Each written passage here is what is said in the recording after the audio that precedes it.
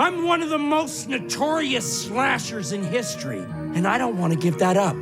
I am Chucky, the killer dog, and I dig it! Good evening, Perry.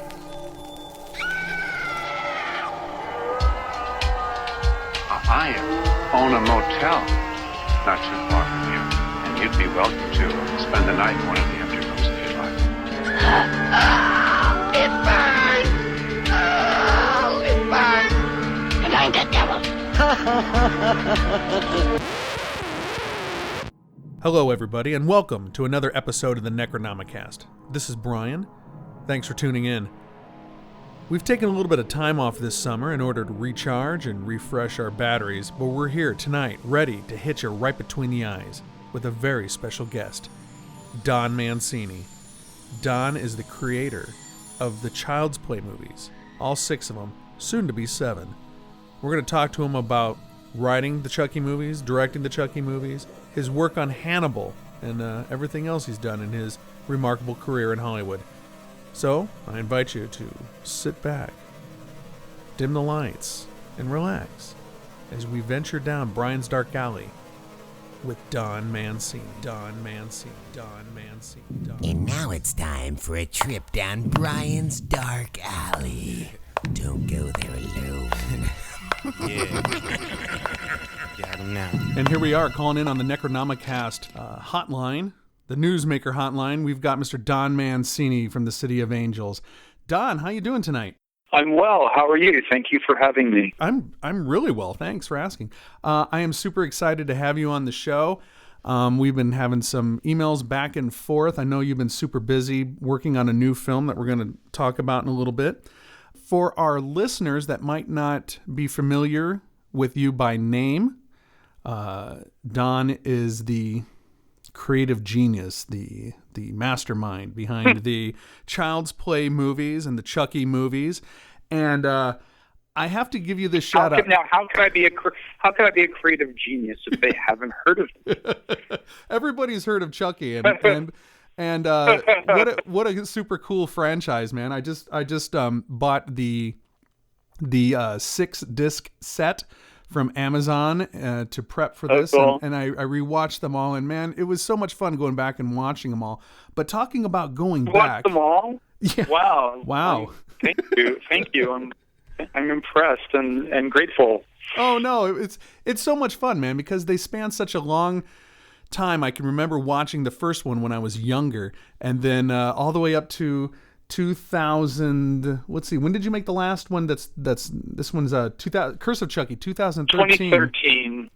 Yeah, they span a long time, and so I totally remember when I was watching them when I was younger. I was born in '74, so I remember them through my high school years and all the way up through Curse of Chucky, and there's a new one on the way. But let me give you a shout out real quick. And this was brought to my attention by your writing partner and friend Nick Antosca, who was on the show a few episodes back.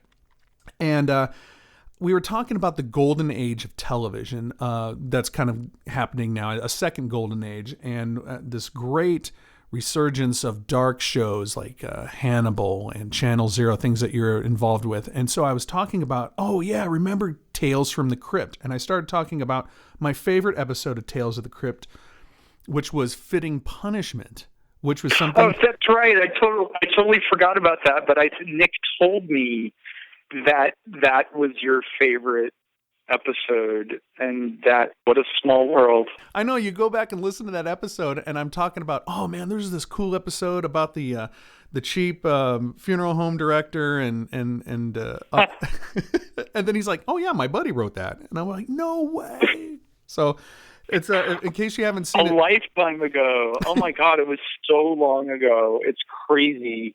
And please go ahead. Sorry. Oh no. I was just going to say that was really my only and very minimal experience in television before I worked on Hannibal, which is I had already known Nick before that. We both ended up on that show coincidentally, but that's where we started, sort of working together and realizing we like writing together. And So it's been fun. It's been fun working on Channel Zero, helping him sort of realize his vision. You know, he's the creator and showrunner of that show, and it's so brilliant. And I think that season 2, No End House, is, I think, maybe even better than Candle Cove, and Candle Cove was really damn good. He's great at what he does, Nick. And he was really, really great to talk to. And yeah, Candle Cove, you know, like I said, we're kind of in this golden age of darker shows. I mean, if you want to talk about like your work with Hannibal. Hannibal was a TV show that I still, right now, I mean, I went back and watched a couple episodes not too long ago, and I was like, I can't believe this was on network broadcast television. I know. Not only the beautiful acting and the sets and how everything was put together and the writing, but oh my God, the special effects and the gore and the violence. It was absolutely, it was almost like I was watching. The gore and the violence, but I think also what's remarkable about it, and the fact that it was on network TV, it's sheer perversity. It's a really disturbing vision, that show. You know, I think to me that was you know, that's linked to all the other things you mentioned, the gore and the just the whole the violence of it, but so much of it really is almost the emotional violence in the show, and just the perversity of those characters was, I think that was also legitimately new about that show. I mean, as compared to something like Dexter, which, you know, I was a fan of and I watched certainly through season 4. I was a fan. I kept watching dutifully after that, loyally. However, you know, Dexter, as dark as that show was, and again, that was on cable, not network, it's still, I think it somehow didn't even feel as perverse as Hannibal in terms of its vision of the world. So I think that even Dexter, you know, he's sort of, until the end, you know, the very, very end, which, you know, I was not a fan of how they ended the show. Right. But I'm hopeful that they'll bring him back somehow. He still maintained, he just like still had one foot in the real world. You know, somewhat what that show was about, and what was so brilliant about it was this guy with this darkness in him, this murderous impulse, but he wanted to fit into the real world, and he wanted to have a regular life with love and all of that.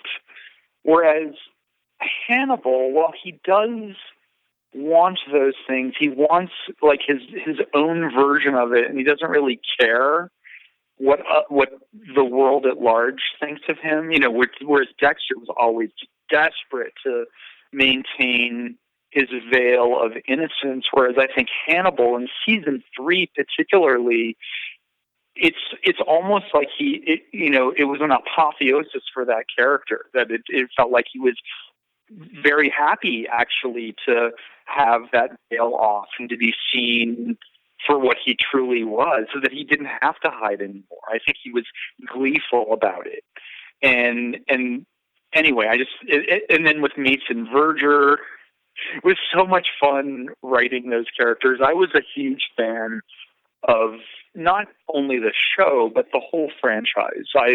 I read all the books multiple times, seen all the movies, was a huge fan of not only Silence of the Lambs, but also the movie of Hannibal and the book of Hannibal, which I felt like put me in minority in my experience until Brian Fuller's show came on, and it was clear, oh, here's someone, and the people who were making the show definitely had responded to other parts of Thomas Harris's mythology as strongly as I had, because I think Brian himself would describe the show, tongue partly in cheek, as pretentious, you know, but it's not even that. It's just almost like they were just wonderfully portentous and solemn, and you just had this.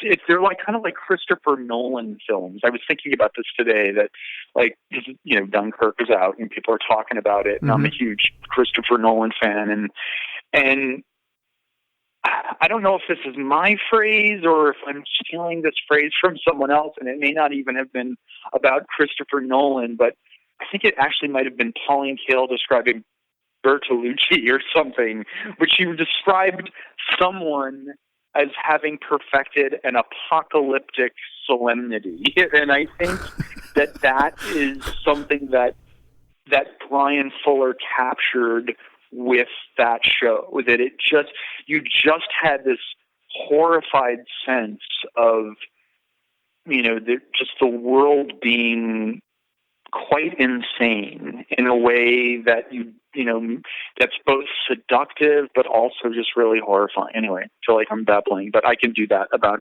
Hannibal because I love it. I loved working on it. I was the way I got that gig was that I literally wrote a fan letter to Brian Fuller at the urging of a friend of mine who worked on the show in Toronto, and he knew what a fan I was, and he said, "You should call Brian and see if you can work on it." And I thought, that would be too pushy. And he goes, "No, you should do it." And I thought, what do I have to lose? Right. So I did, and I ended up working on the show, which is really, really fun.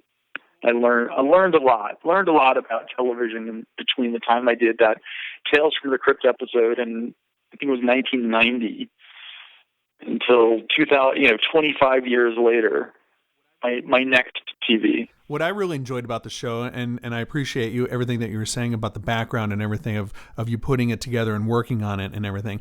Now, like, you're the proactive side of the entertainment. I'm the reactive side. So I'm sitting at home watching this on NBC.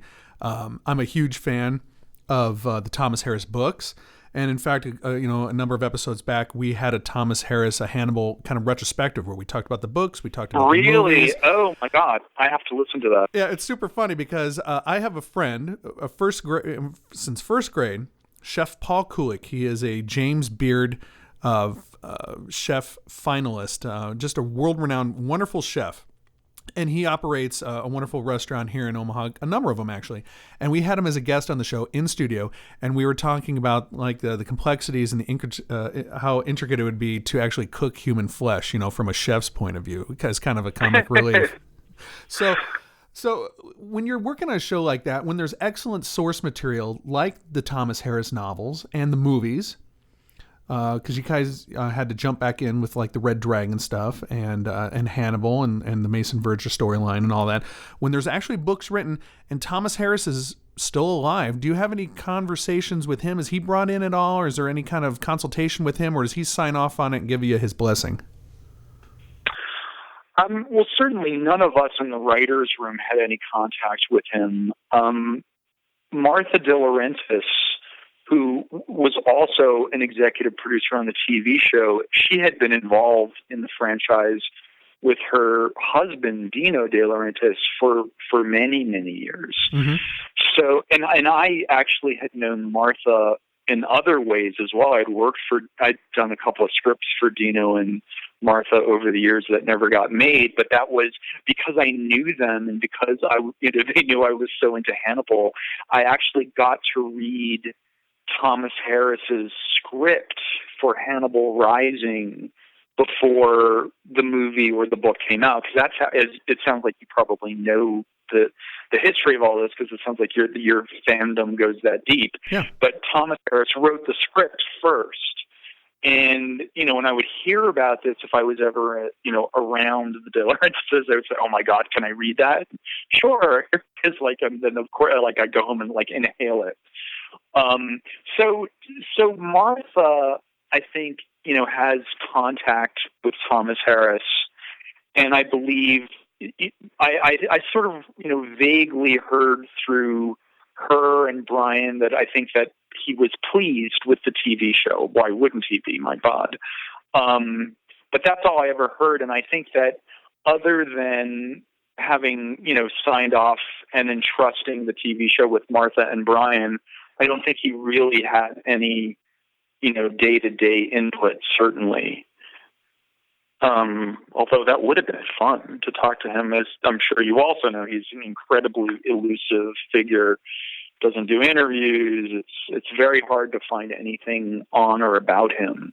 Yeah, he just kind of writes his books and kind of disappears. And so it sounds like you're a fan of the book Hannibal. You said. Oh yeah, I enjoyed it, and I'm a big fan of the Ridley Scott film too. Me too. I think it's glorious in a lot of ways. With I really dug Hans Zimmer's score.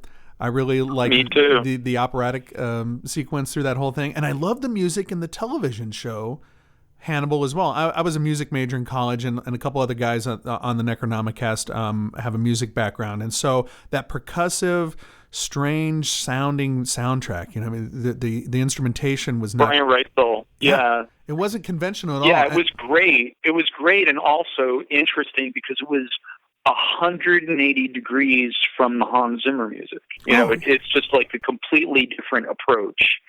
Although, as I'm sure you know, being a fan, the music which first appeared in the last episode of season 2, in the climax after the big bloodbath and Hannibal. That was the one with the big fight with Jack Crawford. Was that season 2? Exactly. Right. Yeah, that whole, one of the greatest episodes of television ever. You're right. I mean, I didn't have anything to do with the show at that point, so I can certainly say that. It was insane how wonderful that episode was.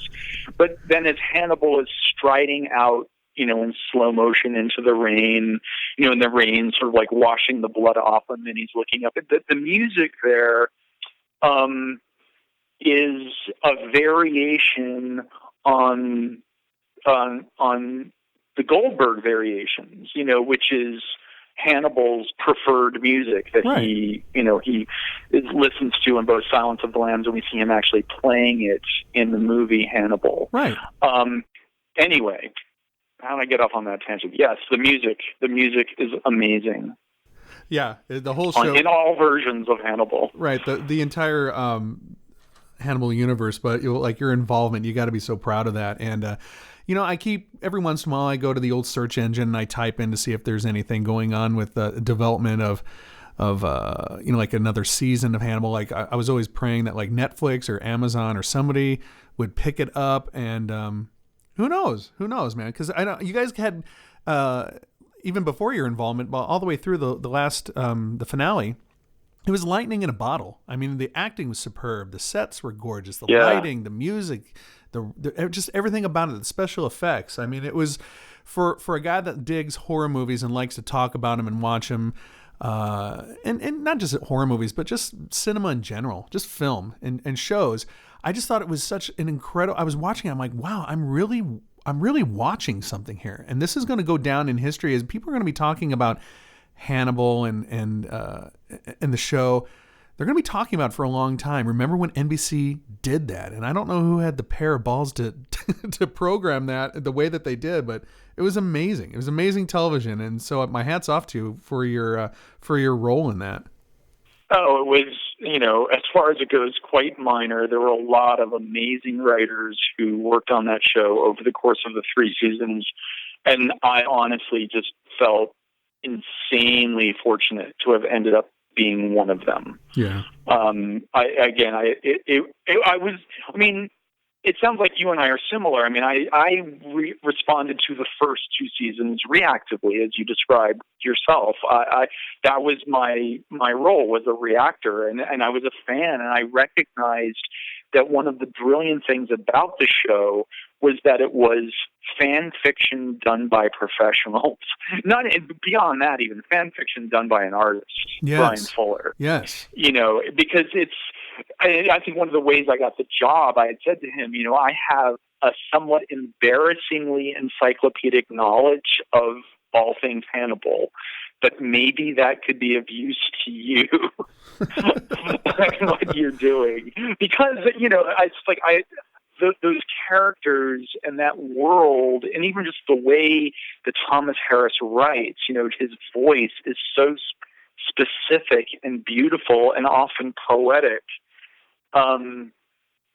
I just felt it was such an honor to work on it. And that was, for a fan, though, and who became one of the writers on the show, it was frustratingly tricky to emulate that voice.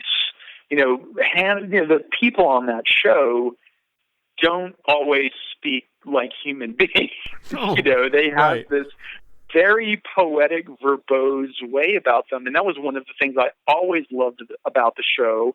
And one of the things I was really excited about doing as a writer.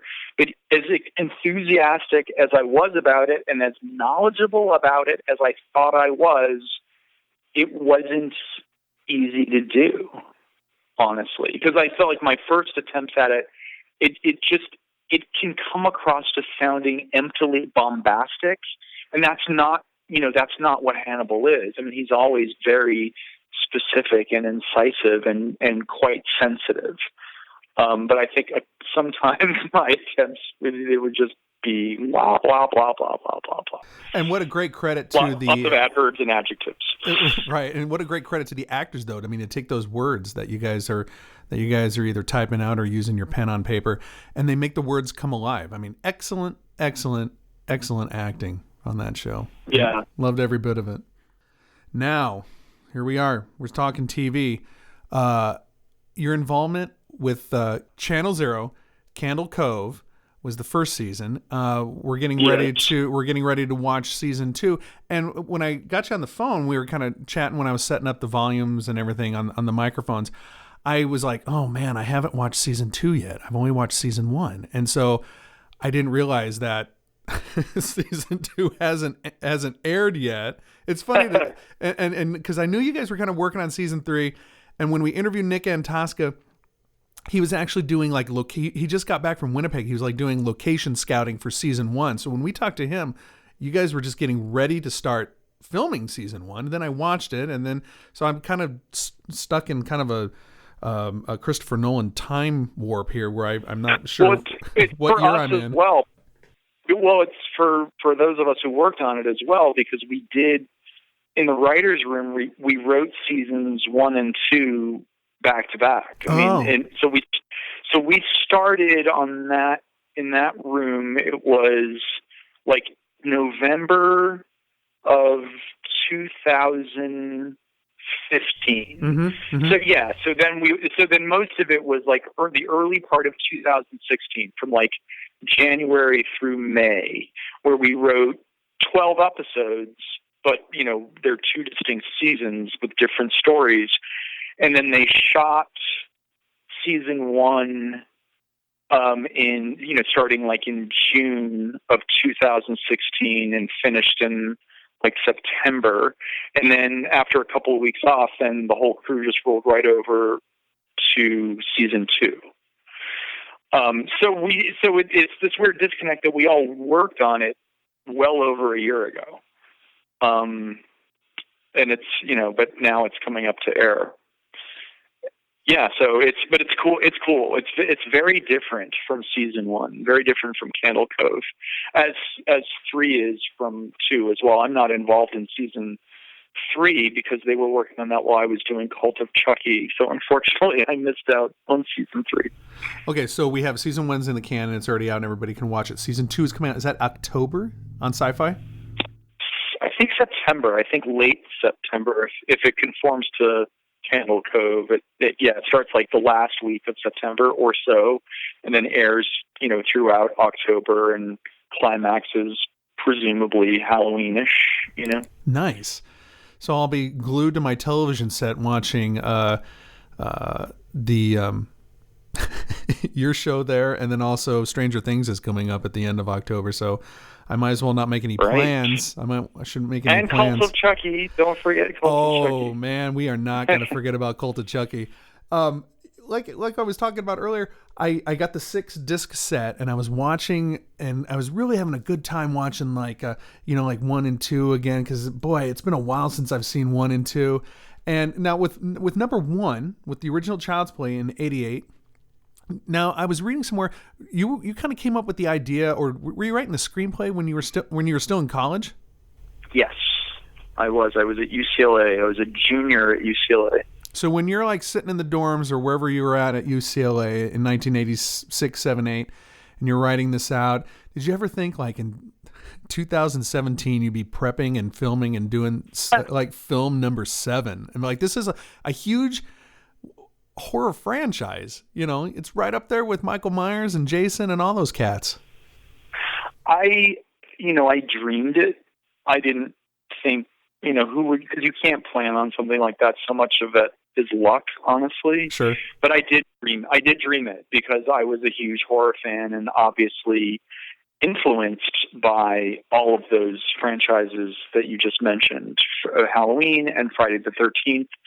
And I would say especially Nightmare on Elm Street was an influence. I mean, partly because neither Michael Myers nor Jason speaks, while Freddy and Chucky do. And they're both, they're kind of funny, both of them. So, definitely I was influenced by Nightmare on Elm Street. And also just the surrealism of that movie and that franchise. I've always loved, and obviously the Chucky movies are operating in a very different way, but we've tried to infuse, some surreal imagery throughout the series. A lot of that, of course, is Chucky himself, because it's the image of a doll that is alive and moving and speaking and doing things that innocent dolls are not supposed to do. That is inherently sort of, freaky and surreal on a Freudian primal level, because dolls represent, the uncanny, what we now call the uncanny valley. It's just they look like people, but not.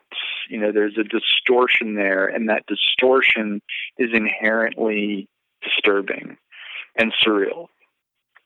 So, yay surrealism. And I think Cult of Chucky is definitely the most surreal of all of the films by design. Well, what was neat about watching these films kind of back to back to back to back, I was watching them and I remember like the first time I saw Child's Play, and then I remember Child's Play 2, and then Child's Play 3, and then there was that great kind of decision. I don't know the evolution of it, but you went a little bit more toward the comedy side. So there's this great right, and especially with Seed of Chucky too, because that was totally cracking me up, especially the whole introduction of like John Waters, and because I'm a fan of John Waters too, and just having him in the show, it was great to see how the movies have not stayed exactly the same film after film after film. You know what I mean? There's a great evolution, and now it seems like after Curse of Chucky that it went back to more kind of a gothic, darker, Hitchcockian, like I like the sets in Curse of Chucky and everything, and so now that I'm seeing that it's kind of continuing that, would that be fair to say that you're kind of continuing that mode with Cult? Yeah, I don't know that I would say specifically gothic for this one, although it has elements of the gothic, because now with Cult of Chucky, we're in the subgenre of the mental institution movie, the insane asylum movie. I suppose that could be considered gothic. However, with the aesthetic of the environment, I didn't want to repeat the gothic sort of Victorian milieu that we did in Curse of Chucky, just because it would be redundant and also just kind of expected. So I decided with Cult to make the hospital modernist and minimalist. And, it was fun to see Chucky in that canvas. You sort of think about it in that way sometimes. And, to see Chucky with his bright red hair and his striped shirt and the overalls and the blood, in a minimalist, modernist canvas where the space is defined horizontally rather than vertically, which is what we did in Curse of Chucky, because there was that tall house with the elevator. There was a lot of the visuals were built on the principle of verticality in that movie. This time, it's horizontal.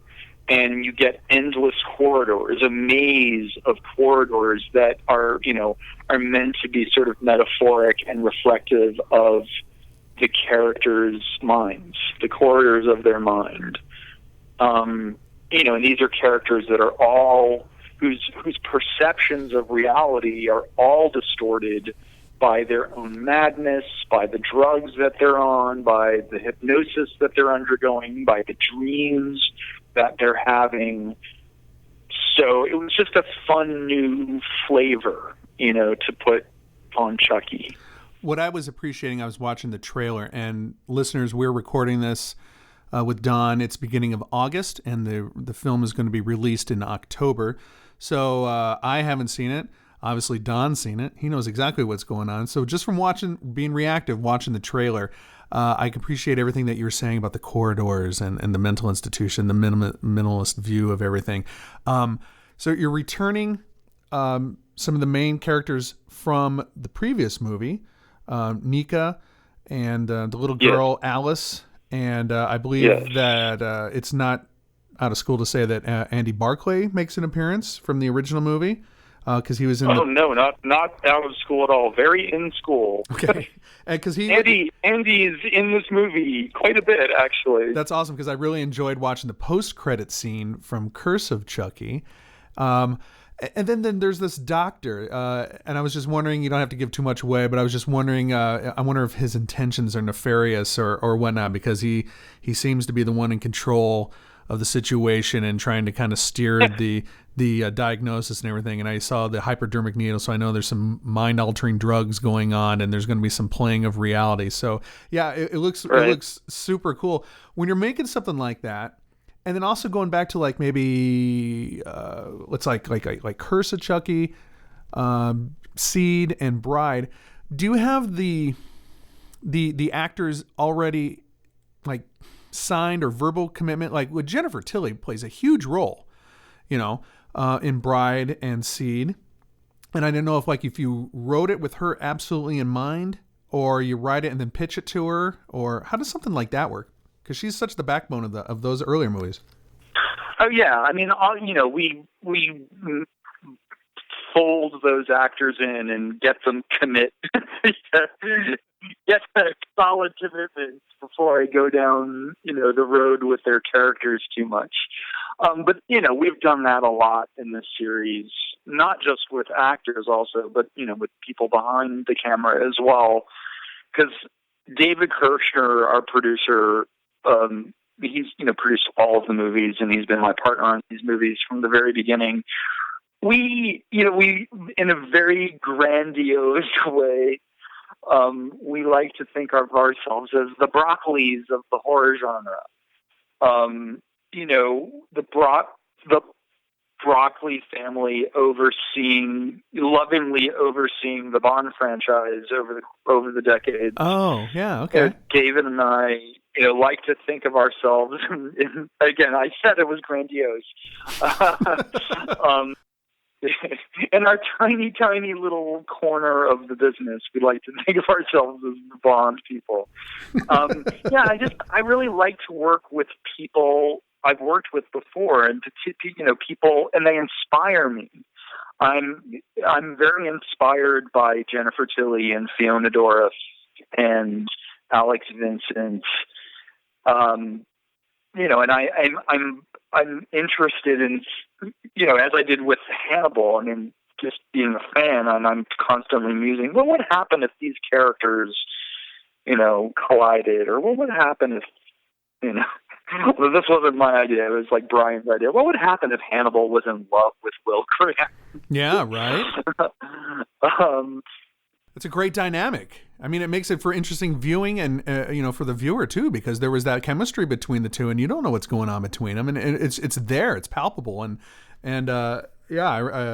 Go on. I'm sorry. I was just reacting to what you said. No, not at all. I was just saying that, when you work on this stuff, or when you're a fan of this stuff, and I guess I am a Chucky fan as well as, the architect or whatever, you do spend a lot of time musing about the characters and wonder what would what kind of PTSD would Andy Barclay be dealing with 30 years later? Right. There would be something going on where, what would, and if you imagine that this is really happening in our world, what would Andy Barclay be like? What would his life be like? And stuff like that, because I'm a writer, it's very interesting to me. And so it's fun to get to explore that and do it and put it on the screen. And with the collaborators that we've been working with for 30 years, it just makes it really special.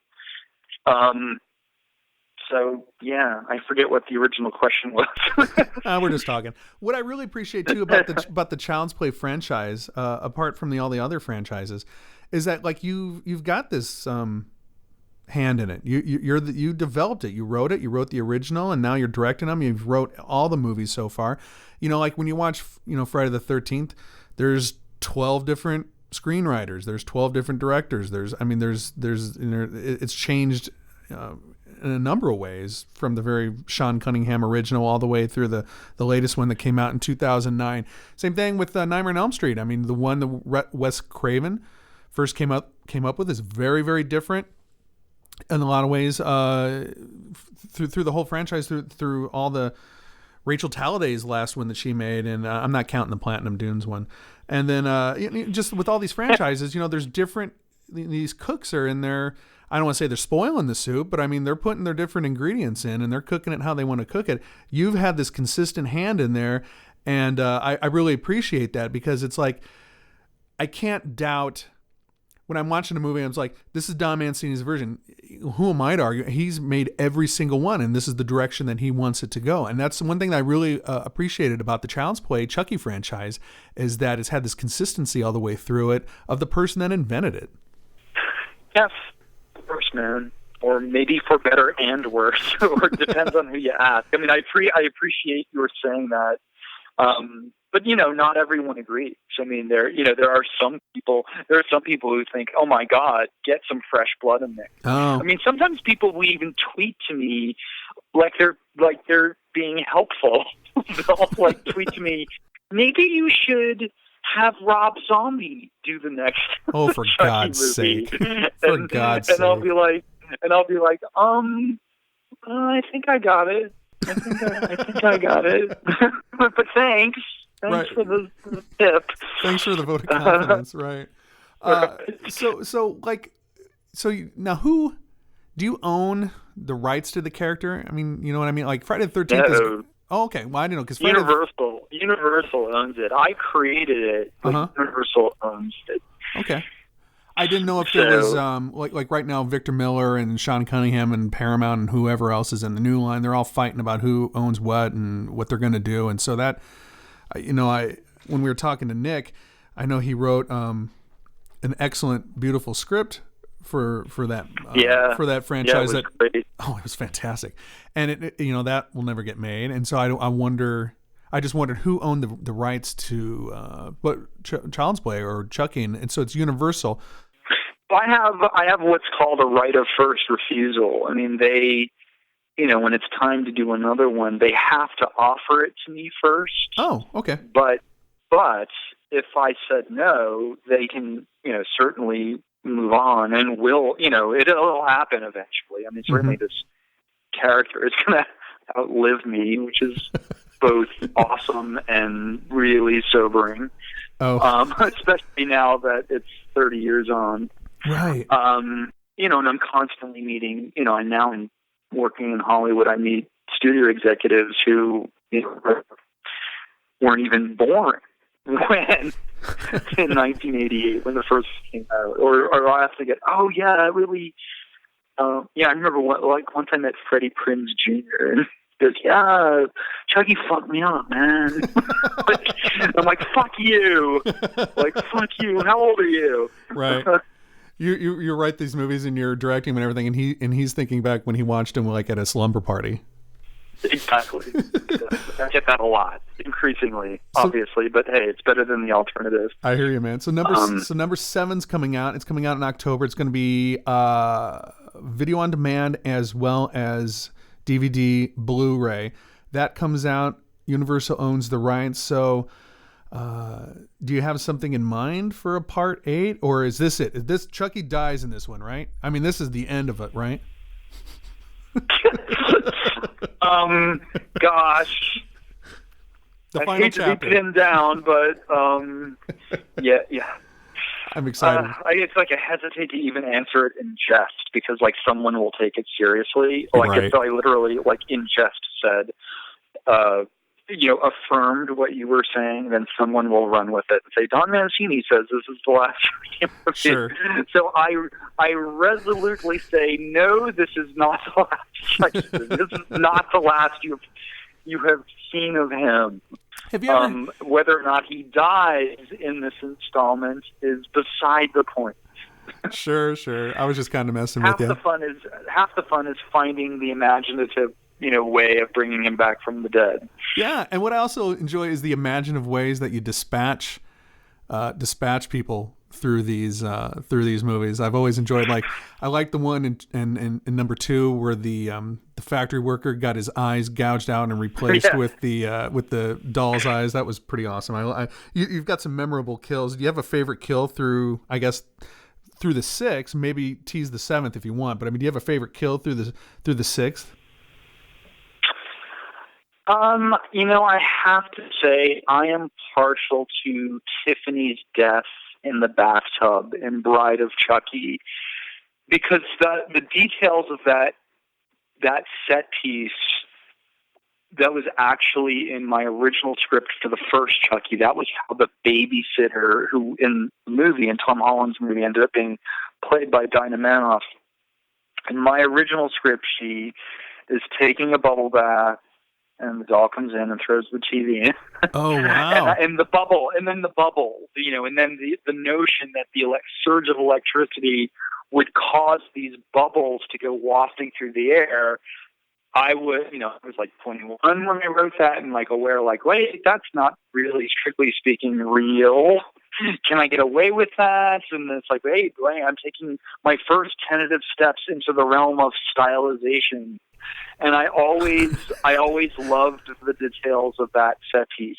But I actually thought it was even better used, better suited to Bride of Chucky, because that character, Tiffany, and also just Jennifer Tilly herself, you think that's the way she should die.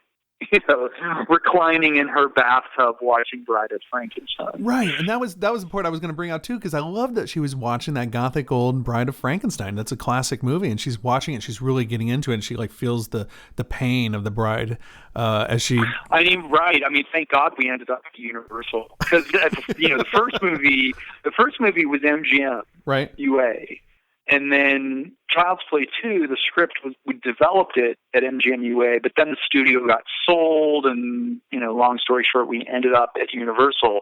But by the time we got to Bride, thank God, because then there's no hassle getting the rights to use a clip from Bride of Frankenstein, because we're all under the same banner. And I do like to think of Chucky as being in that stable, even though they don't really think of him that way. Because he's more modern, he's more contemporary than Dracula. Well, Dracula was one, but Frankenstein and the other Universal monsters that they're rebooting now, the Mummy and such. It amuses me and pleases me to think that Chucky is, at the same studio. That is pretty cool. I was also wondering and thinking about, the different franchises, and there was that crossover between Freddy and Jason. Has there ever been any talk or anything shot around a boardroom about, well, Chucky should go against so-and-so, or Chucky should be thrown into this cinematic universe? Has there been anything like that? Talk isn't on to any real official place, but I've talked about this a lot over the years, and it's actually an idea that I think is cool and doable. It's just it would require arranging all the legal red tape between two different studios. But I think Chucky versus Freddy would be awesome, because I think that because they both have distinct personalities and they both talk, they would be a really fun double act. And my idea for the movie is to do it as a horror movie version of Dirty Rotten Scoundrels. And it's called Child's Play on Elm Street. Oh, funny. Chuck is up, in the bedroom out on a Dutch Colonial, and Fred meets, and they're like fans of each other. It's like, I really love your work. I'm always at your technique. And so they have this rapport, but then they realize Elm Street isn't big enough for the two of them. So that there's just, it can only contain one killer. So, God, I'm getting a lot of phone calls. I didn't get phone calls all day, and on this, while I've been talking to you, the phone's been ringing constantly. Sorry about that. Hey, man. That's the way it goes.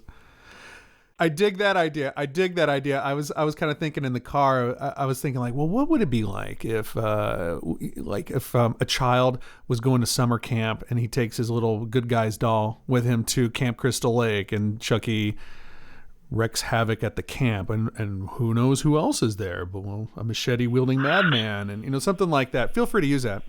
And then, but yeah, the matchup between Chucky and Fred Krueger, because you could have that dynamic of Freddy, especially in the Platinum Dunes version, where they made him a full-on child molester, not just the child killer. You might have a funny or weird dynamic. I don't want to say funny, but a weird dynamic with the child killer / molester, whatever, with the child's doll. So there'd be some interesting dialogue between the two of them there. So yeah, man, that's gross. Well, that's what you get. I'm sorry. That's what you get on the Necronomicast. That's what you get. That's what you get. I think if I it'll never happen, but if I should be so pessimistic, but if I got the opportunity to play in the Freddy universe, I would immediately retract that detail. Oh, about him being the child molester? Yeah, because it just starts to impinge on stuff that's too real life. Not that children getting murdered right is any somehow less objectionable or something. It's just so much more fun. Well, yeah, they kind of hinted around it in the 80s, but he was the murderer. I mean, he was the murderer. He didn't do anything else. But then, yeah, the Platinum Dunes when they had the Polaroids and all that, and I thought, well, we don't need to see his lair and all that stuff. I thought that was a little right. But, I mean, the thing is, I appreciate the bind that they were in, and even doing sequels, you sometimes have to keep this in mind. You don't want to do the same thing twice, right? I mean, earlier we were talking about how the Chucky movies have all sort of headed into different directions and they're different subgenres, and that was very much by design, and mostly just because I didn't want to make the same movie over and over again, because I felt like we kind of had fallen into that trap around the time of Child's Play 3. Uh-huh. It was starting to feel repetitive, and so David and I, we really wanted to find a way to reinvent it, and just he's a versatile character. He can be plugged into different tones and modes, and it's just part of the fun of doing these things. And I think that with sequels, I approach them as opportunities.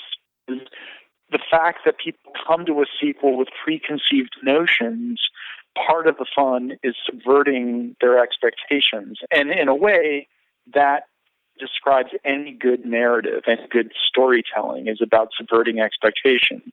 So getting back to, the Nightmare on Elm Street Platinum Dunes remake, they were wanting to do something new. And I think that's great. And we were talking about Hannibal earlier. One of the things I always loved about the novel and Ridley Scott's movie of Hannibal, even though this was not a universal opinion, I really loved and respected how Thomas Harris just delved into a completely new genre, really. With its Silence of the Lambs was so successful in every way. I mean, I think he realized, well, I don't, just can't do another police procedural. Let's make it full-on gothic horror. Yeah. And I thought that was awesome. Just to like completely reinvent it that way. Well, and sort of make. I'm sorry, I was just going to say, yeah, absolutely. I totally agree, because it shows his versatility and his range and his depth as a writer to be able to mine from those different genres and standpoints and viewpoints. But it also kept the character alive in the zeitgeist in a way that I believe it wouldn't have if he had merely repeated himself again. I mean, because Silence of the Lambs generically is very similar to Red Dragon. Even the structure of those stories, they're very similar. With Hannibal, he just completely reinvented it and did something completely new, and I thought that was great. And so we try to do that with the Chucky movies, and and obviously Platinum Dunes tried to do it with A Nightmare on Elm Street. Sometimes you're successful and sometimes you're not. It's tricky. It's harder. It's hard to do. And then I think in noble in attempt. People, a lot of times they'll look down their noses at sequels and remakes. But again, I think it's possible to do good work in any genre or realm or franchise or whatever. I just think you have to approach it with a certain degree of creativity. Well, that's one thing that I got from watching, kind of revisiting all the movies, and I want all the listeners to check out. There's a great complete collection on Amazon or wherever you go to buy your movies and things. There's a great. I got this great box set here of the DVDs. They also have them on Blu-ray, and I know that the next movie, number 7, is coming out. Well, Cult of Chucky. It doesn't have a number behind it, but the 7th film is coming out October of 2017 on demand, Blu-ray, all the DVD, all the platforms that you like to watch your movies in. So I'm super, super excited about that. And I Don, just having you on the program, I've really respected your work. Like I said, since I was, not to sound like those Hollywood guys that are so young. That sound like Freddie Prinze Jr. Right? Yeah, man. Yeah, I get it. I'm old. I get it. No, thank you. It's so nice of you to say, and so nice of you to rewatch all the movies in the run up to this conversation. That's very nice of you. Thank you. Well, I want all the listeners to go out and check them out, because they might have seen Child's Play whenever they saw it, but it was a lot of fun. I can't even tell you the last time. I've been married 16 years. This past weekend to my wife, we celebrated our anniversary, and I don't think I've seen the original Child's Play since before we were married. So watching it again, and the transfer, I don't know if they did any kind of restoration or whatnot, but it just looked really good, and the sound was great, and I just really went back in time to the simpler time of the 80s that we all enjoy, and I really enjoyed watching that and check. What's your favorite? What's your favorite of the 6 that you've seen? Okay, well, that's a great question. Thanks for asking. I would say that nostalgia. Well, I talk to all these people, and they hardly ever ask me a question, so I'm excited. I really enjoyed nostalgia-wise watching the first one. And the second one's great too, but I mean, like, I just have the memories of, because for me, horror movies also, there's, I remember like being younger and watching these movies because they were something that maybe I wasn't supposed to watch, or this is something, this isn't a Disney film. I mean, it was like all new to me. It was very exciting to watch these kind of movies when I was younger. So I have a special place in my heart for the original Child's Play. I would have to say, rewatching them again, I got a really big kick out of watching Bride of Chucky and Seed of Chucky again, because Seed of Chucky, I tell you what, like when you're running Britney Spears off the road and you kind of open up with kind of like kind of a wink or a nod to Psycho with the, I don't know if anybody's ever told you that, but the scene where the guy in the beginning, he falls down the stairs and you kind of follow him down at the beginning. That reminds. Of course, absolutely. There's lots of Psycho stuff in Seed of Chucky, and then the Glenn looking at the fly. The saying, fly. I wouldn't hurt a fly. Right. It's totally Norman Bates. So I mean, I really appreciate that stuff as kind of a horror, and as a film buff, I was like, oh, that is so fun, and some of that shit is so funny. I mean, some of that, like, I don't know, Red Man, and then you got the turkey baster, and then John Waters thinking that she's got a midget in her house. I mean, it was pretty funny. And then I really enjoyed watching Curse of Chucky. So if I have to answer your question, I have to say in my heart, if I got a Chucky tattoo, it'd probably be something about the the original Child's Play. But man, I really dig Bride and Seed a lot, and Curse. But I'm really looking forward to Cult, man. It's been a fun ride watching all these movies and following this little pint-sized killer around. Yeah, and thank you for your answer. That was great. You mentioned 4. Well, awesome. you're watching. It's like I love when people love the comedies. Even financially, Bride was the most successful. Oh, is that right? Yeah, by far. Actually. Oh, okay. Interestingly, the Seed is probably the most controversial in that, and I would say kind of misunderstood. Although over the years, in the intervening years, that's the one whose reputation I think has grown the most, which has been interesting. It's certainly the one that Jennifer Tilly and I dine out on the most in terms of people having screenings of it and having us come and do Q&As. There's a particular interest in that movie. It's sort of grown in reputation over the years, and there are, like, a lot of, at the time, a lot of the hardcore fans didn't like it because they thought it was too goofy, basically, and not scary enough. And I think the movie has its faults. It was my first time directing, after all, but I don't know. I'm pleased when people like it because it's kind of the controversial one. But when I get my most defensive about Seed of Chucky, because a lot of, again, people tweet the damnedest things. It's like, oh, hey, big fan of your, oh my God, there's another Seed of Chucky. That's so awful. Really? Kind of stuff like that. And I'll get defensive. I'll say, like, well, Pulitzer Prize winning film critic, Wesley, what's his name? Wesley, why can't I think of his last name? Anyway, Pulitzer Prize winning critic Wesley Morris, that's his name, Wesley Morris, okay, loved the Seed of Chucky. So that is my defense against people who talk smack about it. Right. And so we got Cult of Chucky, and then hopefully sometime I'd like to see Chucky tear into Annabelle. I'd like to see him tear her apart. That'd be pretty fun to see. And I hear, I hear the new Annabelle is good. I heard that too. We probably read the same websites. Well, people, but I'm of course I'm going to go see it, and I'm going to totally check out Cult of Chucky, and it's so much fun, and I really thank you, Don, for your time. Being on the program. Thank you so much for having me. It's been a pleasure. We started this podcast, or our co-host Wayne started years ago, because he was listening to shows and he wasn't hearing what he wanted to hear, and people weren't talking to the people that he wanted to hear interviewed and stuff. So this is kind of his vision.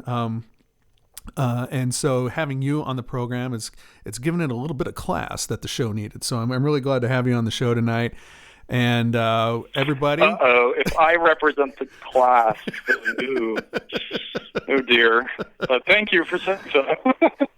Right. Well, listen. Enjoy your pizza this evening with your friends out there in Los Angeles. I bet it's excellent. Everybody, it's been my pleasure to have on the show Mr. Don Mancini, calling in on the Necronomicast. So excited for the continuation of the Chucky saga coming up this Halloween time, and also his involvement on television and everything else. So thank you, Don. And on behalf of our co-hosts Wayne, Lori, Zip, and Doug, this is Brian. Thanks for listening. Thanks, Brian. Thanks for having me. Boom. Don, man. Thanks. Thank you. It was really fun. You've been listening to the Necronomicast, a podcast hosted by a bunch of blood bags and produced by Brian Corey and Wayne Brecky. For show notes and other interesting information, go to the show page at necronomicast.com. And until next time, find something better to do with your time. Jesus, the music scene's gone to hell since I've been dead.